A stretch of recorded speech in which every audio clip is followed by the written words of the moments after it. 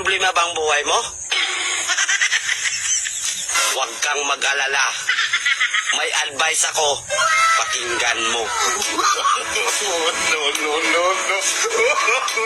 Alam nyo, ganyan talaga ang buhay.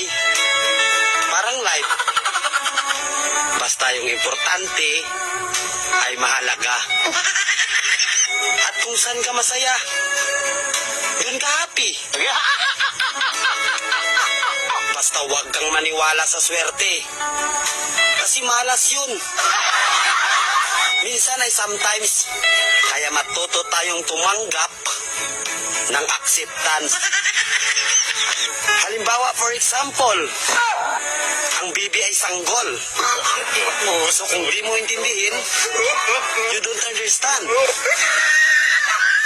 Basta kaibigan.